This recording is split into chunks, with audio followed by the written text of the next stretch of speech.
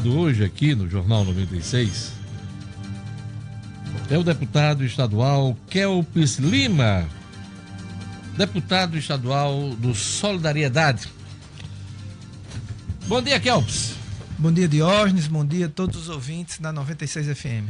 Com o apagar das luzes de 2017, os deputados estaduais têm alguns temas polêmicos a enfrentar. Primeiro, essa questão do orçamento, que é uma obrigação, mas há uma definição aí financeira para a execução do orçamento no ano que vem. Mas também os deputados terão que discutir aí a questão de repasse dos poderes, a questão também do relatório do TCE que desaprova as contas do governador em 2016. Tudo isso está conectado, tudo isso tem uma ligação com a crise financeira que o Estado vive hoje. O orçamento vai ser definido dentro desse clima? Olha só, Diógenes, você deu uma definição muito perfeita dessa crise. O orçamento, ele é um momento muito importante e que, infelizmente, no Rio Grande do Norte virou uma questão protocolar. Eu, ano passado, fui o único deputado que votei contra o orçamento. Por que eu votei contra o orçamento?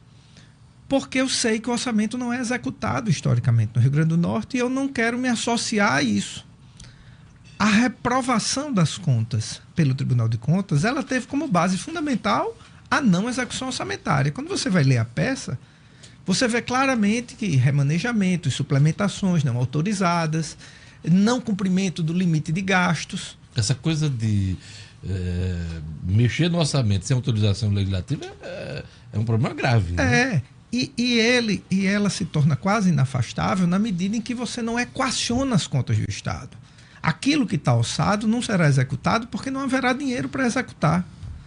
Além disso, o orçamento é uma peça de planejamento.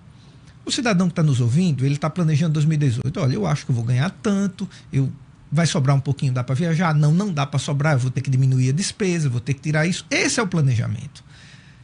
Está mais do que claro para toda a sociedade que as despesas do Estado não estão cabendo dentro da receita.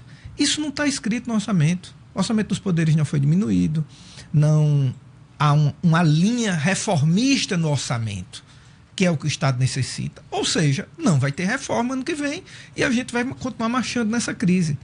Nós precisamos tirar essa questão, essa discussão do orçamento da fase protocolar e ela entrar como ela deveria ser, de fato, um momento de reflexão, como é na vida de qualquer cidadão, para o Estado iniciar um longo processo de retomada de crescimento. Apesar da frustração de receita, que é o principal argumento do governo, o governo tem apresentado isso nessa guerra aí para tentar colocar tampa, né, nas panelas que estão abertas, o orçamento previsto para o ano que vem é o mesmo do ano passado, se eu não me engano, salvo engano, a mesma coisa, 11 bilhões 951 milhões. Mesmo não tendo aumento e até a inflação, né, em algumas situações, vai dar para cumprir? Vai dar para ser executado? Claro que não vai. Hoje mesmo, aqui no Jornal 96, se falou no déficit da Previdência, que é mais de 100 milhões de reais por mês e não está lá no orçamento. Só essa conta dá mais de 1 bilhão e 200 milhões de reais. E dependendo da reforma que seja aprovada no Congresso Nacional, o Estado vai ter que fazer sua adequação ainda no ano que vem. Terá um prazo de 6 meses para isso. Isso, né? E o Estado está atrasado em relação a isso. O governo federal já fez reformulações em sua Previdência há muitos anos atrás e aqui nunca foi atualizado, como, por exemplo, a Previdência Complementar, que é uma necessidade e que protege os atuais servidores. O argumento do governo estadual era esperar a reforma geral, essa que ainda está sendo discutida em Brasília, para que, enfim, os deputados se debruçassem aqui. Esse não é um argumento verdadeiro, porque essa reforma o governo federal já fez há muitos anos.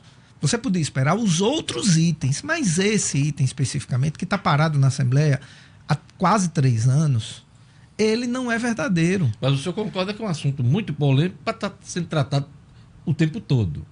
Eu concordo. Eu acho que há um medo também. Mas olha só, você não fez a Previdência Complementar. Aí entraram uma série de servidores novos no Estado num sistema previdenciário que já está mais do que falido.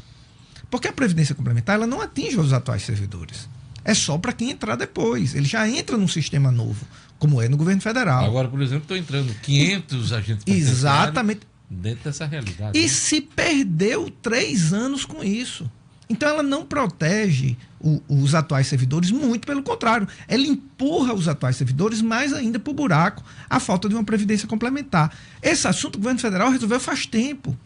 E o governo do estado fica nessa eterna luta, essa eterna posição de evitar temas espinhosos. Olha, está na véspera da eleição para o governador, caso ele seja candidato, mas está na véspera da eleição para mim também. Mas eu prefiro vir aqui com clareza e dizer que sou favorável sim à Previdência Complementar. Porque é mais responsável. E você não cura doença grave com analgésico. E nós temos uma crise, uma doença muito grave administrativa, e isso deve ser discutido com toda serenidade. Essa questão da folha dos servidores, né? Nós temos aí uma indefinição ainda por parte do governo estadual de como vai equacionar. O ano passado teve repatriação, mas esse ano não tem mágica para tentar resolver. O que está chegando na Assembleia a respeito dessa questão de colocar as folhas em dia e pagamento de 13º? Absolutamente nada, inclusive no orçamento também. Porque, por exemplo, eu acho que o governo deveria restabelecer a relação dele com os poderes. A relação é muito ruim. O governo não rediscute os valores repassados para os poderes e, ao mesmo tempo, não repassa. Ele, em vez de uma saída negociada, ele trinca a relação com os poderes. Ele simplesmente deixa de passar o dinheiro, quando ele poderia discutir, e essa crise mostrou que os poderes sobrevivem sem esse dinheiro. Você teve 2 meses de atraso dos órgãos e dos poderes, imagine, Deus. Mas haveria acordo? Haveria acordo quando o governo deixou de repassar, que esse assunto voltou a ter uma ebulição maior, mas, assim, volta aquele mesmo assunto, questão das sobras orçamentárias nos poderes. Se o caixa é único. Olha, com todo respeito, falta liderança de abrir um grande debate com a sociedade. Estou dizendo isso com todo respeito ao governador. Falta liderança. Porque, Diógenes, 2 meses de repasse atrasado. Se qualquer um de nós passar 2 meses sem receber salário, atrasa as contas. É impossível não atrasar. Nenhum poder atrasou um fornecedor nem um dia de salário sem receber 2 meses. Então tem alguma coisa errada. Mas já está começando a atrasar. Está chegando no 3º mês. Aí já era demais. Já está chegando no 3º mês, mas passou 2 meses e não atrasou nada, então é possível. Essa discussão está posta? Não. Está posta da pior forma, que é o não repasse, ação judicial, trinca a relação. A relação boa entre os poderes ela é fundamental para a construção da saída. O que é que o senhor defende? Você, como estudioso do orçamento e também até como um parlamentar que se mostra independente, não atrelado à oposição, à situação, o que é que o senhor defende aí? Esse dinheiro precisa voltar? O dinheiro que não é gasto tem que voltar para a conta única do Estado? Tem que voltar, claro que tem que voltar. O dinheiro que a gente está falando, gente, é o dinheiro que vai para os poderes. Não. Tribunal de Justiça, Ministério Público, Tribunal de Contas, que é um órgão auxiliar da Assembleia, mas tem um status de poder autônomo. Olha, né? Os poderes têm que ter o seu repasse e a sua independência para um poder não ficar refém do outro. Isso é uma coisa. Mas no Estado pobre como o nosso, você não pode ter poder rico e poder pobre. Porque isso também gera desequilíbrio na independência dos poderes. Isso tem que ser revisto. Este é o único problema do Rio Grande do Norte? Não. Mesmo diminuindo, vai colocar salário em dia? Não. É um conjunto de medidas. É uma nova postura. Todo mundo está no mesmo barco, é isso? Exatamente. E o orçamento ele tem que ser reflexo dessas medidas. E o atual orçamento não é reflexo de medida nenhuma. Ele é um arranjado contábil, que isso não foi publicizado, não sei porquê, mas eu, como não tenho problema de publicizar, veio cheio de erros técnicos, como nunca veio na história do Rio Grande do Norte o orçamento. Por isso que ainda não ficou pronto para votar. O relator, semana passada aqui, Tomba Farias, deixou claro isso, o atraso, por conta de inconformidades no sistema do governo. O governo parece que mudou o sistema e a apresentação das emendas estavam irregulares. O relator Tomba Farias, como o relator Jorge Soares ano passado, estão operando milagre.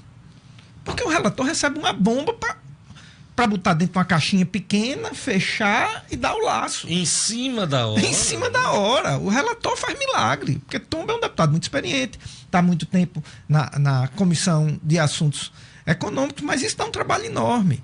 O orçamento ele tem que ser um reflexo de uma política.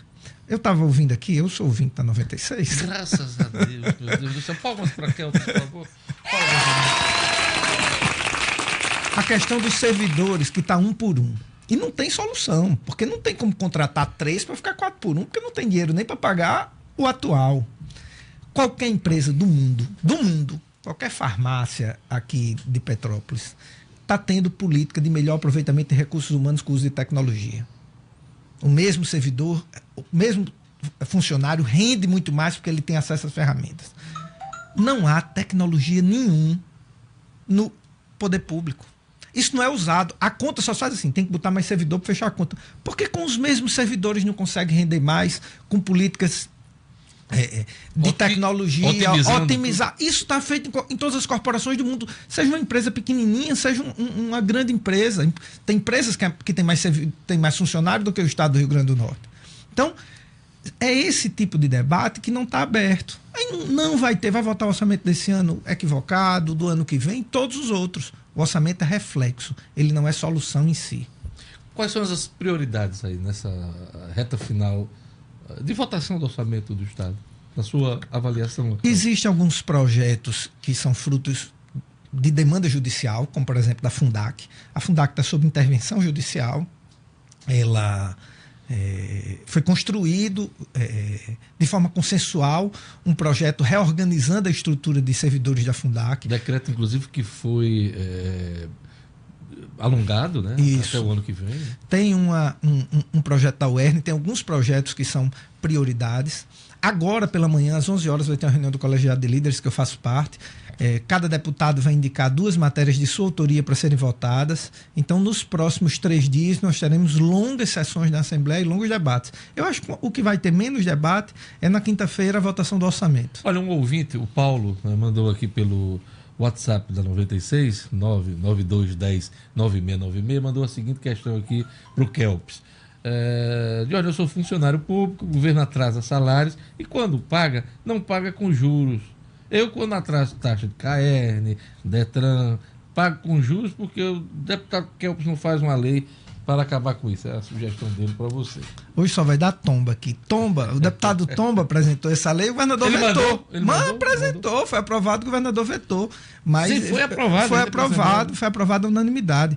Olha, essa questão dos servidores públicos, ela é desesperadora. Bem. Eu tenho encontrado servidores públicos que choram quando começam a falar do assunto. É muito, muito, muito grave. E isso não pode ser tratado de forma superficial. Acho que é uma responsabilidade de toda a sociedade, inclusive do conjunto dos servidores, porque tem que ter muita serenidade agora nesse debate. Os líderes dos sindicatos ligados aos servidores, esse é o momento que os líderes têm que ter serenidade. Não dá para pedir serenidade de quem está cortando a conta de luz, devendo a agiota, o cheque especial estourado, pegando dinheiro com parente. Desses, você exigir serenidade é demais. Mas os líderes precisam ter serenidade, porque é muito grave, é humilhante o que o servidor público potiguar está passando. Há clima, eu não digo nem neste final de ano, mas no ano que vem, véspera de eleição, aliás, ano eleitoral, de o governador se reunir com os demais poderes e tentar equacionar melhor, acordar aí essa questão dos repasses. Eu acho que a crise, se dá para tirar algo de bom da crise, ela é a oportunidade de mudança em qualquer momento das nossas vidas. A crise é um momento que você tem a oportunidade de refletir e tomar decisão. Até essa oportunidade está sendo desperdiçada. Eu tenho medo do Brasil voltar a ter mais um soluço de crescimento, porque também no Brasil não há um plano de desenvolvimento continuado. Sustentável. Um soluço de crescimento, melhorar um pouquinho aqui e a gente achar que está tudo resolvido e a gente mergulhar no outro ciclo no buraco. A chance da gente tomar algumas medidas é agora. E nós precisamos, e eu cobro isso da Assembleia. Eu nem acho. Se o governador não fizer, a Assembleia deveria fazer. O Poder Judiciário deveria fazer. A responsabilidade não é só do governador. Eu acho que esse movimento é muito fácil só culpar o governador. A Assembleia também é sócia dessa crise.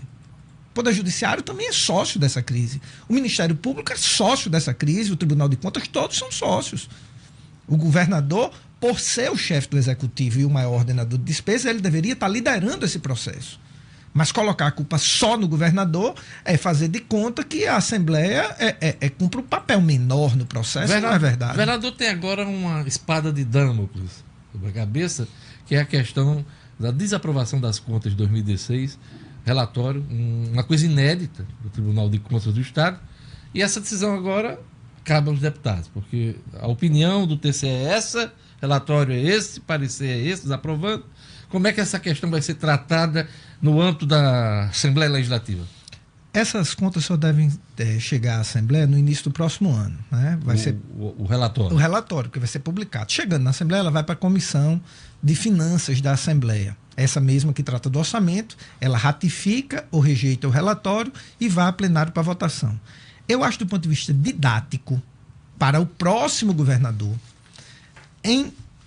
eu li o voto da relatora. Ele merece. Salles, né? Exato. Ele merece ser aprovado na Assembleia. Nós precisamos avisar, não é nada pessoal contra o atual governador, mas nós precisamos avisar os próximos governadores que eles têm que ter cuidado pleno e absoluto com suas contas. Mas se o relatório for aprovado pela Assembleia Legislativa, com conjunto de deputados, isso não pode complicar politicamente a vida do governador, porque ela aponta, inclusive, crimes de responsabilidade, de improbidade administrativa. Isso não pode criar um problema, inclusive de afastamento, impeachment do governador? Não haverá impeachment do governador, Robson. A maioria da Assembleia é governista. A grande maioria da Assembleia é sócia desse governo de Robson. A chance de ter impeachment é zero. Eu estou defendendo outra coisa. Mesmo assim, o senhor defende a aprovação do relatório do TCE? Eu defendo a aprovação do relatório do TCE porque ele é inquestionável do ponto de vista técnico e é didático. Não é nada contra o governador. Mas uma coisa não leva a outra? Não necessariamente. Não necessariamente. O governador, não há, inclusive, ambiente político para caçar o governador. Eu não sou favorável a se criar algo golpista e de se tomar o poder do governador, a não ser que fique muito claro que é um crime de responsabilidade gravíssimo para se afastar o governador. Eu me atenho ao relatório do TCE. O relatório do TCE, em sendo aprovado pela Assembleia, vai gerar a inelegibilidade do governador. Mas é uma consequência dos atos que ele praticou. Não é algo que se está se fazendo contra a Robson. É algo que está se fazendo a favor do Rio Grande do Norte. Está se avisando aos próximos governadores que eles vão ter que ter cuidado na hora de fazer suplementação, que eles vão ter que encaixar a receita dentro da despesa do ponto de vista da folha de pagamento. Aí, se nós não fizermos isso, nós estamos condenando o Rio Grande do Norte ao quê?